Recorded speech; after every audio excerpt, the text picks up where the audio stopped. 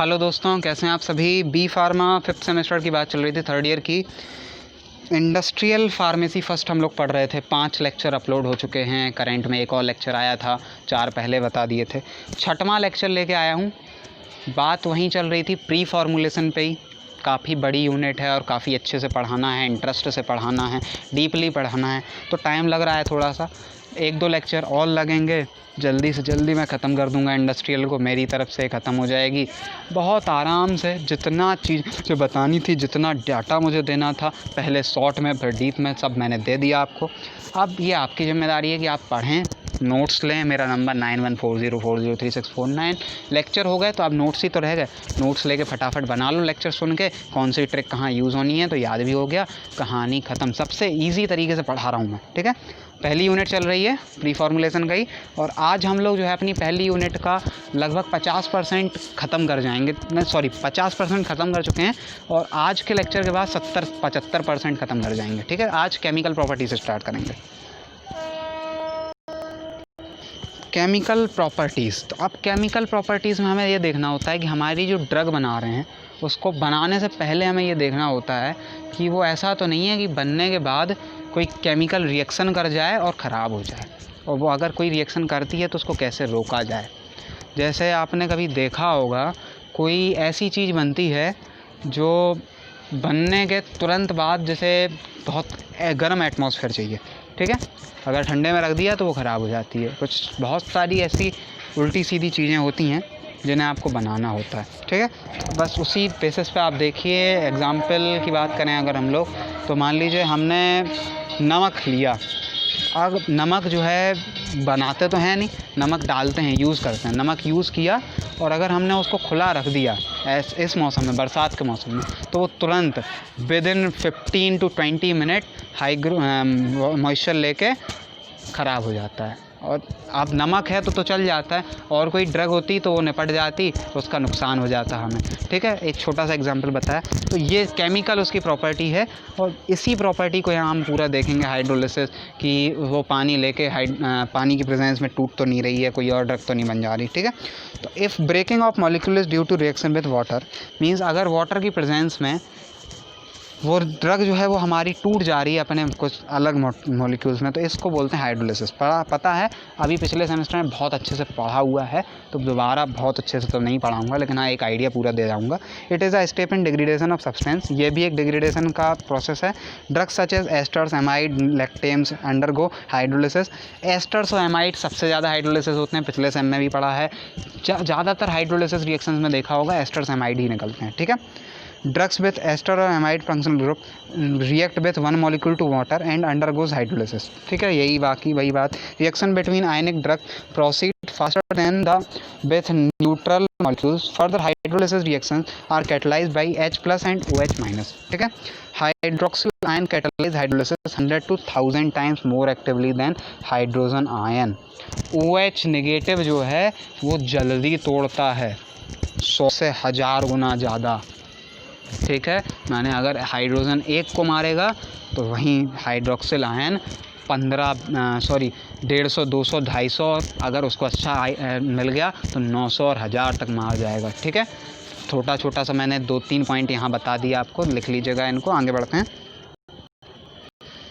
अब हाइड्रोलिसिस में हमें कौन कौन सी चीज़ें देखनी पड़ती हैं। पीएच, कि हम अपना पीएच ऐसा रखें कि उसमें ना तो OH नेगेटिव ज़्यादा हो, ना बेसिक ज़्यादा हो, ना H पॉजिटिव ज़्यादा हो, तो हाइड्रोलिसिस नहीं होगी। टाइप ऑफ सॉल्वेंट, कि हम लोग देखेंगे अगर वाटर से हमारी वाटर की प्रेजेंस में ड्रग टूटती है तो हम लोग सॉल्वेंट वाटर नहीं, ना एथेनॉल ले लें, ऑर्गेनिक सॉल्वेंट ले लें। कॉम्प्लेक्सेशन की बात करें, जैसे हमें टैबलेट बनानी होती है तो हम वहाँ ग्रेन्यूल्स बनाते हैं। टैबलेट के ग्रेन्यूल्स बनाने के टाइम पे क्या होता है, वाटर की मिक्सिंग से उसके ग्रेन्यूल्स बनाते हैं। लेकिन अगर वाटर की प्रेजेंस में हमारी ड्रग टूट रही है तो हम लोग प्री फॉर्मुलेशन में देख लेते हैं कि वाटर तो मिला नहीं सकते, तो वाटर नहीं मिला सकते तो हम लोग एल्कोहल मिला के उसके ग्रेन्यूल बना लेंगे। बाद में एल्कोहल जो है वो उड़ जाता है जल्दी, तो उड़ जाएगा, हमें ग्रेन्यूल्स मिल जाएंगे। कॉम्प्लेक्सेशन के टाइम पे भी देखना पड़ता है कि ऐसा नहीं है कहीं गलत कोई कॉम्प्लेक्सेशन कर जाए। सरफेक्टेंट या non ionic, cationic, anionic stabiliser use किए जाते हैं। जो बेस कैटालिसिस, बेस माने OH नेगेटिव, तो OH नेगेटिव से सबसे ज़्यादा बचाना है। जो आपको एक थप्पड़ मारेगा उससे ज़्यादा बचेंगे, या जो 100 मारेगा उससे, जो 100 मारेगा उससे, ठीक है। आगे बढ़ते हैं। ये 2-4 फैक्टर हैं, लिख लीजिएगा आराम से। रिएक्शन की बात करें हाइड्रोलिसिस ऑफ एस्टर की, तो देखिए यहाँ एस्टर मॉलिक्यूल है CH3COO, और जहाँ OO आएगा वही एस्टर होता है। ठीक है, ये H2O वाटर की प्रेजेंस में क्या कर रहा है, एक तरफ एक अल्कोहल मॉइटी और एक तरफ एक एसिड मॉइटी। हमेशा ये मतलब वो है क्या बोलते हैं, बिल्कुल ट्रुथ है, यूनिवर्सल ट्रुथ कि एस्टर जो है वो अपने हाइड्रोलिसिस पे एक एसिड मॉइटी बनाएगा और एक अल्कोहल। बचपन से पढ़ता आ रहा हूँ मैं, आप लोग भी पढ़ते आ रहे होंगे, बस बन गए ये भी वहाँ भी। तो एग्ज़ाम्पल है जो ड्रग जाती हैं, एग्ज़ाम्पल की बात करें तो प्रोकेन है, एस्प्रिन है, एस्प्रिन भी तो एस्टर होती है। फिजिस्टोगिमीन पढ़ी होगी आपने अभी पिछले सेमेस्टर में मेडिसिनल में, तो वो भी थी, फिजिस्टोगिमीन पढ़ी थी ना, फिजिस्टोपिरिडिस्टोगिमीन, एंटी कोलिनर्जिक ड्रग्स थी ये। ठीक है, तो वहाँ भी ये ड्रग है वो भी हाइड्रोलिसिस होती है, वहाँ हमने बताया था मेटाबॉलिज्म हाइड्रोलिसिस होता है। फिर हाइड्रोलिसिस ऑफ एमाइड की बात करें तो एमाइड जो है वो बनाते हैं कार्बोक्सिलिक एसिड और एक और अमाइन। ठीक है, तो अमाइड्स आर मोर स्टेबल, लेकिन ये ईथर्स से ज़्यादा स्टेबल होते हैं। पिछले सेमेस्टर में भी आपको ये बात मैंने बताई थी, मुझे याद है, मैं पढ़ा रहा था 4th सेमेस्टर, तो वहाँ भी बताई थी। ठीक है, तो आप दोनों रिएक्शन बता दी, तो 3 पॉइंट हो गए थे, फैक्टर्स भी हो गए, तो ये कंप्लीट। अब बात हो गई प्रॉब्लम की, तो प्रॉब्लम से बचें कैसे, तो बफर्स यूज़ कर सकते हैं। बफर से क्या, पीएच मेंटेन हो जाता, पीएच भी तो एक फैक्टर था, पीएच मेंटेन हो जाएगा तो H पॉजिटिव और OH नेगेटिव जो है बिल्कुल सेम हो जाएंगे, तो हाइड्रोलिसिस नहीं होगा। पहला पॉइंट यही लिखा होगा, पढ़ लीजिएगा, बाकी एक आध चीज़ और एक्स्ट्रा होगी। The rate of hydrolysis can also be prevented by reducing exposure to water. कोशिश करें कि ऐसे हम लोग कंटेनर में रखें, नमकदानी को हमेशा बंद रखें कि नमक ले ही ना पानी। ठीक है, नमक का केवल एग्जाम्पल है, एग्जाम्पल भी नहीं है, ट्रिक है। ठीक है, ट्रिक, सबसे सिंपल ट्रिक, ये ना एग्जाम्पल है ना कुछ नमक से रिलेशन है, केवल ट्रिक है। मैं ट्रिक देता हूँ बच्चे की, बूढ़े की, तो उसी तरह ये ट्रिक है। ठीक है, जहाँ नमक से आप कोई चीज़ नहीं लीजिएगा। हाइग्रोस्कोपिसिटी जो है वो केमिकल प्रॉपर्टी है ही नहीं है, जो मैं नमक की वहाँ बता रहा हूँ, वो केवल ट्रिक है। ठीक है, तो यहाँ हम लोग देखें कि वाटर से ना ले पाए, वाटर नहीं ले पाएगा तो जल्दी हाइड्रोलिसिस नहीं होगा। Hydrolysis of benzocaine, procaine, tetracaine, ये क्या हैं, एनेस्थेटिक्स हैं। एनेस्थेटिक्स पढ़ाए थे कोलॉजी में वहाँ। In aqueous solution can be inhibited by addition of caffeine. Caffeine को ऐड करने से इनका जो है थोड़ा सा कम हो जाता है। मीन्स ऐसा है, कोई ड्रग हमें बनाना है, सॉल्यूशन ही उसका। ठीक है, आप सॉल्यूशन बनाएंगे तो क्या करेंगे, ऊपर मान लो हम लोग उसको पहले एक मिक्सचर बना लेंगे उसका किसी ऑर्गेनिक सॉल्वेंट के साथ, जिससे फिर वो ऑर्गेनिक सॉल्वेंट और वो वाटर लेयर के बीच में एक काम करेगा और सस्पेंसन बना देगा एक तरह से, या पॉलीमर बना दे, या कोई पॉलीमर की कोई लेयर बना देंगे, उसके ऊपर कोटिंग कर देंगे ड्रग के ऊपर, जिससे मेन ड्रग कांटेक्ट में नहीं आएगी। वो जैसे ही हम लोग सॉल्यूशन लेंगे, अंदर जाके वो पॉलीमर, चूँकि अंदर क्या होता है, एसिडिक एनवायरनमेंट होता, तो वो पॉलीमर वहाँ एसिडिक एनवायरनमेंट में डिग्रेड हो जाएगा, ड्रग बाहर आ जाएगी, ड्रग के बाहर आती है उसका अपना काम शुरू। ठीक है, hydrolysis of some drug such as penicillin can be prevented by converting it into dry powder for reconstitution. Some other example are streptomycin dry powder. Means कुछ इंजेक्शंस जो होते हैं, इंजेक्शन जो लगाया जाता है वो आपने देखा होगा सॉल्यूशन फॉर्म होता है, और सॉल्यूशन से हम लोग इंजेक्शन फिल करते हैं और लगाते हैं। लेकिन बहुत सारे इंजेक्शन पाउडर फॉर्म में आते हैं। शौक थोड़ी ना लगी होगी किसी को कि पाउडर बनाएं, बाद में इतनी केयर से उसको ले जाएं, फिर जाके उसको डिज़ोल्व करें, इतना टाइम लगाएं। वो इसीलिए क्योंकि वो अगर पहले से डिज़ोल्व होगा तो वो हाइड्रोलिसिस हो जाएगा, इसलिए वो तुरंत डिज़ोल्व करेगा और विदिन सेकेंड्स वो आपको इंजेक्ट कर देगा, तो बॉडी में चला गया। अब उसके बाद कुछ नहीं होने वाला, बॉडी में गया तो बॉडी अपना काम करेगी, एब्जॉर्ब कर लेगी ड्रग को, वाटर को अलग फेंक देगी, काम खत्म। ठीक है, और कुछ पॉइंट भी हैं। Poorly water soluble derivative such as ester of drugs such as erythromycin, propionate, erythromycin, stearate, chloramphenicol can be use to reduce the tendency of hydrolysis. इन सब ड्रग्स को भी यूज़ करते हैं। ठीक है, by replacing aqueous solvents with non aqueous solvent such as alcohol and propylene, जो मैंने बताया था कि इन सॉल्वेंट का यूज़ कर लेंगे तो इनसे भी कम हो जाएगा। यूज़ ऑफ एडिटेड यूज़ कर लेंगे। जैसे आप लोगों ने अगर सिरप लिया हो खांसी का, बड़ी खांसी आती थी इन समय, लेकिन अब कोरोना की वजह से थोड़े लोग डरे हुए हैं तो नहीं आती, मजाक कर रहा हूँ भैया। तो उसमें क्या होता है, मेंथॉल डरा होता। तो आप मेंथॉल अगर कभी भी डालेंगे लिक्विड में, आप देखेंगे कि वो क्लियर नहीं रहेगा फिर हमारा लिक्विड। ठीक है, पहली चीज़ तो डिज़ोल्व ही नहीं हुआ, और अगर डिज़ोल्व होगा तो वो मिल्की टाइप का हो जाएगा। तो मिल्की हो जाएगा तो सिरप नहीं रहेगा। ठीक है, तो पहले ही DI आएगा, ये तो सिरप है ही नहीं, लिखा है सिरप। सिरप की डेफिनेशन तो होती है क्लियर, क्लियर कहाँ है, ये मिल्की है, ये तो गलत। तो वो पहले क्या करते हैं कि हम उस मेंथॉल को अलग तरीके से कोई कोटिंग कर लेते हैं उसकी और फिर डिज़ोल्व करा लेते हैं। तो इस तरह से चीज़ें हो जाती हैं, ठीक है। तो ऐसी कुछ उसमें एडिटिव मिला लेंगे हम लोग, एडिटिव जो है वो बीच में रहेगा, उतने आराम से सॉल्यूशन बन जाएगा, ठीक है। यूज़ ऑफ सरफेक्टेंट का यूज़ भी कर सकते हैं हम लोग। सरफेक्टेंट का क्या काम था, सॉल्यूट और सॉल्वेंट के बीच में आ जाएगा वो, एक अपनी कंसंट्रेशन से अब खुद ब खुद आ जाएगा बीच में उसके इंटरफेस पे, और वो पूरा एक राउंड बना लेगा। तो वो दोनों डायरेक्टली कॉन्टेक्ट में नहीं आएंगे, हाइड्रोलिसिस बच जाएगा। By modification of chemical structure, ये सबसे लास्ट वाला है कि अगर कोई केमिकल स्ट्रक्चर हम चेंज कर लें, ऐसा कर दें उसका कि वो हाइड्रोलिसिस को रोक दे थोड़ा सा, ये सबसे लास्ट है, क्योंकि इससे केमिकल इंटीग्रिटी कुछ उसका एफिनिटी भी कम हो सकती है, एफिकेसी भी कम हो सकता है उसका थेरापेटिक इंडेक्स ही बदल जाए, उसका एक्शन ही बदल जाए। तो ये सबसे लास्ट का स्टेप है, पहले ये सारी चीज़ें करते हैं, ठीक है। ऑक्सीडेशन एंड रिडक्शन, आगे दो प्रोसेस ये होती हैं, ऑक्सीडेशन रिडक्शन होता है तो जैसे ऑक्सीजन है उससे फटाफट ऑक्सीडेशन हो गया, रिडक्शन है तो हाइड्रोजन की प्रेजेंस में होता है। ऑक्सीडेशन रिडक्शन एक साथ होते हैं, इन्हें रेडॉक्स रिएक्शन कहते हैं, पढ़ते आ रहे हैं बचपन से। Oxidation and reduction involves an exchange of electron between reactant in pharmaceutical dosage form. Oxidation is generally mediated by the reaction with atmospheric oxygen, means atmosphere में ऑक्सीजन है तो ऑक्सीजन के साथ वो अपना कॉम्प्लेक्सेशन करके कुछ करके पता चला उसने ऑक्सीडेशन रिएक्शन कर लिया। तो इस तरह को बचाने के लिए भी हम लोग क्या करते हैं, जब हम लोग फॉर्मुलेशन बना रहे होते हैं उस टाइम हम लोग कंटिन्यू नाइट्रोजन गैस फ्लो कराते हैं। नाइट्रोजन गैस फ्लो कराने से क्या होता है, ऑक्सीजन जितनी होती है 90% 95% वहाँ से हट जाती है, नाइट्रोजन गैस पूरी तरह हो जाती है तो oxygen at time of formulation तो कम ही हो जाएगी। Oxidation reaction can be catalysed by oxygen, heavy metal, ion and, ये किन किन से कैटलाइज होती हैं ये आप बचपन से पढ़ते आ रहे हैं, फ्री रेडिकल से, आयन से, लाइट से। तो कोशिश करते हैं कि जो इस तरह की ड्रग्स हैं वो इन चीज़ों से कम रहें। Aldehyde, alcohol, phenol, alkaloid, unsaturated fats and oils are all susceptible to oxidation, ये सब ऑक्सीडेशन करते हैं। फैट्स एंड ऑयल्स का तो अभी आप पढ़ चुके हैं, आप 5th सेमेस्टर में हैं, और आपने POC 3rd पढ़ी थी फैट्स एंड ऑयल्स, तो वहाँ आया था कि हम लोग हर घी को एंटीऑक्सीडेंट मिला के रखते हैं। क्यों रखते हैं, क्योंकि वो फास्ट ऑक्सीडेशन होता है। Amine, sulphides, phenols are susceptible to electron transfer oxidation to give N oxides, hydroxylamine, sulfones and sulfoxide. Hydrogen peroxide is widely used for oxidation of drug substance, but other oxidizing agents such as metal ions, oxygen and radical initiators can also be used. Drugs that are decomposition by oxidation pathway are riboflavin, ethyl oleate, vitamin A, vitamin B12, clove oil, morphine. Oil तो जितने होंगे वो ज़रूर, ascorbic acid, epinephrine तो भैया बड़े प्यार से पढ़ी है पिछले सेमेस्टर में, प्रोमेथाजिन भी है, ठीक है। तो ये सारी ड्रग्स जो हैं ये ऑक्सीडेशन रिडक्शन के थ्रू हो जाती हैं डिग्रेड। तो इन्हें बचाने के लिए क्या करेंगे हम लोग, पहले तो फॉर्मुलेशन के टाइम पे क्या करेंगे वो बताया, और फिर इसको इस तरह से रखेंगे कि ऑक्सीजन की कांटेक्ट में कम से कम आए,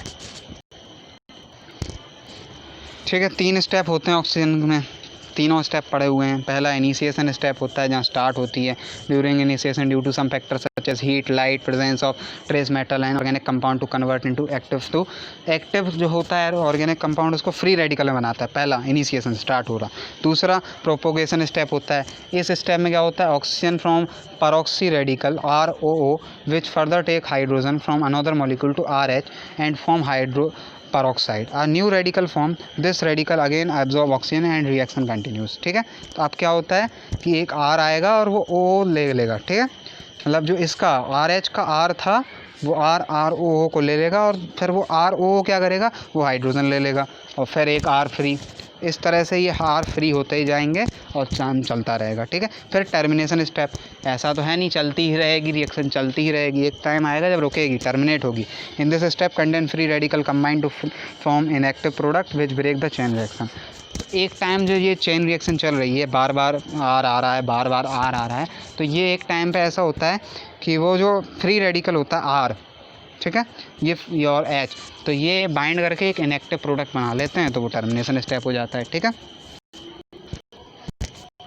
ऑक्सीडेशन और रिएक्शन की थोड़ी सी डीप बात करें अगर हम लोग, तो ऑक्सीडेशन किस तरह से होता है वो सब मैंने बता दिया आपको ज़्यादा थी, लेकिन ऑक्सीडेशन की जो मेन ड्रग है वो है डोपामीन, ठीक है। फिर सब्सटेंसेस ऑक्सीडाइज व्हेन, कब कब ऑक्सीडाइज होते हैं ये पॉइंट, जब इलेक्ट्रोनेगेटिव एटम या रेडिकल्स जो है उनका लॉस होता है, इलेक्ट्रोपॉजिटिव एटम्स मीन्स जब इलेक्ट्रोनेगेटिव एटम या रेडिकल आते हैं तब, या इलेक्ट्रोपॉजिटिव का लॉस होता है तब। ये दो कंडीशन थी, आपने एनालिसिस में पढ़ी थी बड़े प्यार से, मैंने तो बहुत अच्छे से पढ़ी थी ये यूनिट, क्योंकि इस यूनिट का मुझे बनाने में लगा था असाइनमेंट। मेरे टीचर जो थे वो सिलेबस कवर अप नहीं करा पाए थे, तो 5th यूनिट थी ये रेडॉक्स रिएक्शन, और इसका पूरा असाइनमेंट मैंने डिज़ाइन करके दिया था, बड़े अच्छे से बनाया था। और चूँकि 12th में पढ़े थे तो और अच्छा इंटरेस्ट था इस पर। Addition of oxygen and removal of hydrogen, hydrogen का हटना भी ऑक्सीडेशन होता, ऑक्सीजन का जोड़ना भी ऑक्सीडेशन होता। मोस्ट कॉमन जो होता वो ऑटो ऑक्सीडेशन होता। फ्री रेडिकल चेन प्रोसेस जो ऊपर मैंने बताई आपको। इन्वॉल्व्स होमोलाइटिक बॉन्ड फिजन, इसमें होमोलाइटिक बॉन्ड का फिजन होता है, तभी तो वो फ्री रेडिकल बन रहे थे। ठीक है, कुछ ऑटो ऑक्सीडेशन रिएक्शन, तो यहाँ देखिए वही मैंने जहाँ स्टार्ट थी ऑटो ऑक्सीडेशन रिएक्शन, वही ऑटो ऑक्सीडेशन रिएक्शन जो ऊपर बताई थी वही फिर से थोड़ा सा अलग तरीके से बता दी। Rate of prednisolone, presence of aerobic and anaerobic condition, rancidity जो होती है वो ऑयल्स ऑन फैट्स में होती है, जो आपने पढ़ी होगी, ये टर्म इंपॉर्टेंट था, वहाँ मार्क भी कराया होगा आपके टीचर ने। Oxygen content and anti oxidants का भी यहाँ यूज़ होता है। एंटी ऑक्सीडेंट क्या करते हैं, ऑक्सीजन को रोक देते हैं, या ऑक्सीजन को ऑक्सीडेशन को रोक देते हैं, और या फिर ऑक्सीजन को रोक लिया जाए तो ये रिएक्शन रुक जाती है। ठीक है, oxidative degradation reaction can be prevented by using different approach, इन सब से इस रिएक्शन को रोक सकते हैं। ठीक है, प्रॉब्लम की बात होगी बहुत, अब रोकेंगे कैसे इसकी बात करते हैं। ठीक है, तो एंटीऑक्सीडेंट्स जो बहुत सारे होते हैं, BHA, BHT पहले भी पढ़े होंगे, प्रोपाइल गैलेट या टोकोफेरोल्स, इन सब का यूज़ करते हैं फूड प्रिपरेशन में या ड्रग्स में, तो इससे क्या होता है, ऑक्सीडेशन थोड़ा सा कम होता है, रिड्यूस होता है। The oxygen in pharmaceutical container should be replace by nitrogen और CO2, मैंने बताया था कंटेनर में ये करते हैं, कंटिन्यू नाइट्रोजन फ्लो कराते हैं। The contact of drug with heavy metal such as, जितने भी चीज़ों से ये कैटलाइज होती हैं उन सारी चीज़ों से इसका कॉन्टैक्ट कम करते हैं। रिड्यूसिंग एजेंट यूज़ कर जो होते हैं, जैसे सोडियम मेटाबिसल्फेट है या थ्रियोब्रोम सल्फेट है, ये एक दो रिड्यूसिंग एजेंट होते हैं। इनकी कोशिश करते हैं कि ये ऑक्सीडेशन को कम करते हैं, तो इनको यूज़ कर लिया जाए। The pH of optimum stability must be determined for each drug which oxidation is catalysed bye hydrogen and hydroxyl ion. Reducing agent क्या करते हैं, खुद ऑक्सीडाइज हो जाते हैं, इसको बचा लेते हैं। ठीक है, जैसे कई कंडीशन में आपको कभी कभी न्यूज़ पे देने लगते हैं कि हिरन माता ने अपने बच्चे की जान दी। ठीक है, वो क्या है, वो रिड्यूसिंग एजेंट थी, उसने अपनी जान दे दी, अपने बच्चे की बचा ली। कई जगह ऐसी चीज़ें आती हैं। ठीक है, एक छोटा सा ट्रिक बताया। pH को भी थोड़ा सा इसमें देखते हैं कि pH अगर सही रहेगा तो शायद थोड़ा सा ऑक्सीडेशन रिएक्शन कम रहे। अब रेसिमाइजेशन बड़ा प्यार से आपने पिछले सेमेस्टर में पढ़ा है। प्यार से का मतलब है अच्छे से पढ़ा होगा। ठीक है, इसमें क्या होता है, लीवो और डेक्स्ट्रो दो फॉर्म्स होती हैं। ठीक है, तो लीवो वाला जो आइसोमर होता है, एनेंशियोमर होता है, वो होता है एक्टिव। ठीक है, और डेक्स्ट्रो वाला नहीं होता, मान लो। ठीक है, तो अब हमें यहाँ देखना होता, तो ऐसा तो नहीं है दोनों ड्रग्स आ गई हों, गलती से हमने ध्यान नहीं दिया, बन गई दोनों बन के एक रेसिमिक मिक्सचर बनाया। रेसिमिक मिक्सचर जब हमने दिया तो उसका या तो थेरेपेटिक इंडेक्स है ही नहीं, या कुछ और ही इंडेक्स है, दी थी हमने फीवर के ट्रीटमेंट के लिए, अंदर जाके उसने निपटा दिया और कुछ ही लीवर खा गई वाला पता चला। ठीक है, तो इसका थोड़ा सा एग्जांपल दिए होंगे। एल एपिनेफ्रिन जो है वो 15 से 20 टाइम मोर पोटेंट होती है डी एपिनेफ्रिन से, डेक्स्ट्रोलीवो वही, या इसका दूसरा था DL जो आपको वहाँ मैंने नॉमेनक्लेचर बताया था, उसका शायद अभी लेक्चर ही पढ़ा होगा 4th सेमेस्टर। आप सर्च करिएगा, चैनल को सब्सक्राइब करके सर्च करिएगा medicinal chemistry first for B pharma 4th semester, तो वहाँ रिलेटिव कॉन्फ़िगरेशन का शायद लेक्चर पढ़ा हो। ठीक है, तो ये सब जो फिनोमेना है ये ऑप्टिकल एक्टिव कंपाउंड के लिए है ज़्यादातर, वही रेसिमिक मिक्सचर होते हैं। The rate of racemisation also depend on presence of catalytic hydrogen and, तो ये जो रेसिमाइजेशन रिएक्शन है ये भी हाइड्रोजन, हाइड्रोक्सिल आयन, हीट और लाइट पे डिपेंड होती है, तो इनसे कम करके हम लोग इस रिएक्शन को भी कम कर सकते हैं। पॉलीमराइजेशन, पॉलीमर्स अभी मैंने यही इंडस्ट्री में पढ़ाया आपको अभी पिछले लेक्चर्स में, कि दो तरह के बन जाते हैं कई बार एक ही मॉलिक्यूल जो है। जैसे आपने देखा हो कि एक कोई पर्सन है जो आपके सामने बड़ा मीठा बोलता है, आपके पीठ पीछे बड़ा बुरा बोलता है, दैट इज़ पॉलीमर। ठीक है, जिसके दो तरीके हैं। ठीक है, it is continuous reaction between molecule, two और more identical molecule join to form large complex molecules और पॉलीमर्स सॉरी वो पॉलीमॉर्फ्स था, मैं गलत बोल गया थोड़ा सा। पॉलीमराइजेशन दूसरी चीज़ है। It can also be defined as process in which simple monomer molecule combine to form large molecule. छोटे छोटे मोनोमर मिलके बहुत सारे एक इकट्ठा कंपाउंड बना लेते हैं, वो होता पॉलीमर। मैंने जो बोल दिया वो पॉलीमॉर्फ था। मेरी तबीयत थोड़ी ठीक नहीं है इसलिए मैं भैया थोड़ी सी गलती मुझसे भी हो जाती है, लेकिन जो होती है मैं बता देता हूँ। एग्जाम्पल की बात करें तो इसमें degradation of antiseptic formulation and aldehyde is due to polymerisation. इनमें ज़्यादातर होता है एंटीसेप्टिक फॉर्मुलेशन क्या करती हैं, खुद में ही कॉम्प्लेक्सेशन करके एक पॉलीमर बना लेती, तो वो पता चला था कुछ और बन गया कुछ और।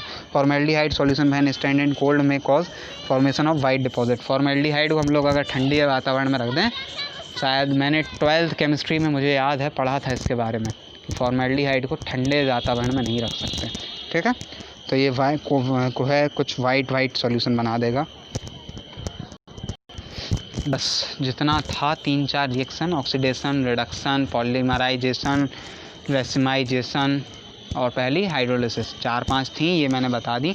बाकी बड़ा क्वेश्चन आंसर रहा, इतना डीप नहीं आता इंडस्ट्रियल से, ठीक है। और क्या बोलते हैं, अगर आ गया तो पिछले सेमेस्टर में पढ़ी हैं ये सारी चीज़ें, फिज़िकल लास्ट यूनिट स्टेबिलिटी में बहुत अच्छे से, तो वहाँ के नोट्स उठा के एक बार रिवाइज आउट कर लीजिएगा। हो तो आई है ये कहानी, मैंने एक आइडिया तो आपको दे दिया और मेरा काम ही यही है। एट लास्ट मैसेज करिए मुझे 9140403649 पे अगर आपको नोट चाहिए या मुझसे चैट करना है, कोई कन्फ्यूज़न है। Thanks for watching this video. Comment करिएगा कोई क्वेरी रह गई हो। सब्सक्राइब जरूर करना, क्योंकि मैं फ़ीस नहीं ले रहा हूँ, फिर भी इतने अच्छे से पढ़ा रहा हूँ। तबीयत मेरी ठीक नहीं है उसके बाद भी। शेयर करिए अपने दोस्तों से, मोटिवेट करिए। व्यूअर्स बढ़ेंगे, सब्सक्राइबर बढ़ेंगे तो भैया मोटिवेशन आएगा। घर में रहें, स्वस्थ रहें। जय श्री राम। मिलते हैं अगले लेक्चर में, ठीक है।